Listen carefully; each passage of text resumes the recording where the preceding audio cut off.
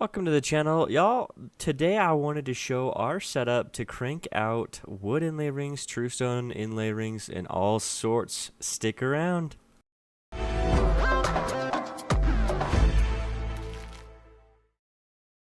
Alright, so the slowest part of this is rounding out any part of our stock. So we have our true stone, we've rounded it out at this point on our wood lathe, and with a little help from our metal lathe, we will make sure it is all perfect.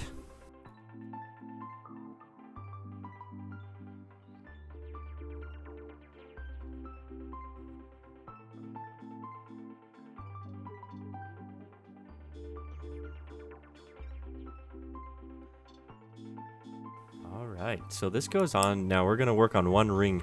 You can see that we've left our stock in an entire piece.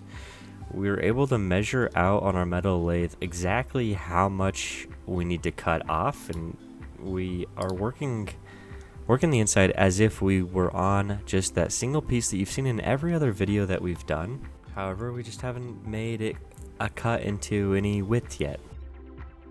And if you do have a metal lathe, it just makes it so easy because you can use the numbers, do a little bit of math, and without turning the lathe off and on again, you're able to get the perfect fit very quickly on here.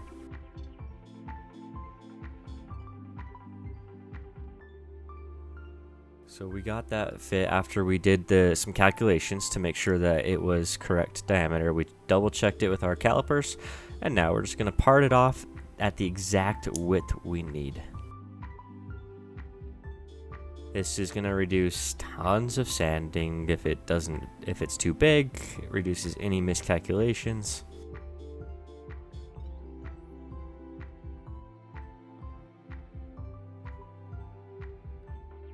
And if we're making a lot of rings out of the same material, we cut this piece off, we go straight on to the next one.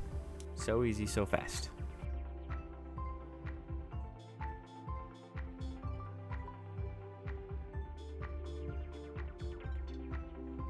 And then we have a perfect fit because we parted it off with our calculations at the right width. So we have a perfect blank to fit into our ring.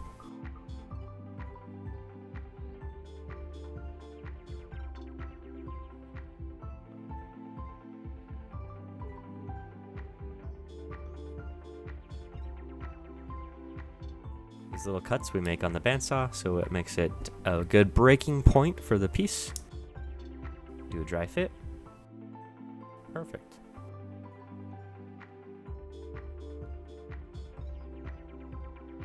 For wood or true stone, we use an extra thick glue on the ring, and then we'll place the inlay in.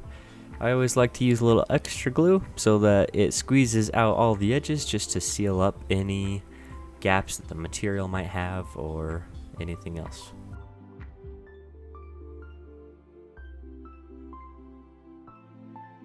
When we're squeezing this in, we'll double check that the edges on both sides of it have no gaps. And then for true stone, it does eat carbide blades pretty quickly, or dulls them pretty quickly, so I always like to sand it most of the material off before taking it to the lathe.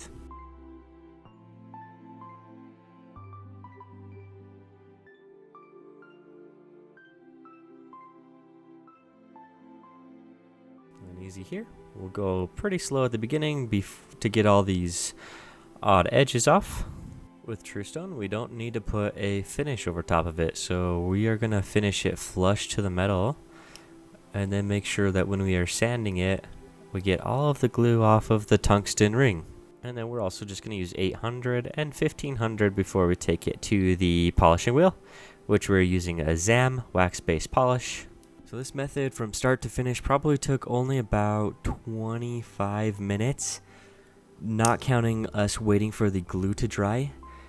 And so we could pop out tons of these doing it this way rather than cutting everything with bandsaw and then working on a wood lathe.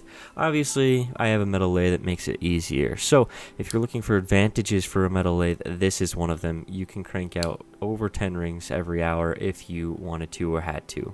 Thank you all for getting to the end and watching this. Be sure to check our description. We have a Facebook group for Dreamwood Makers Facebook group. So check and join there, and we'll see y'all next time.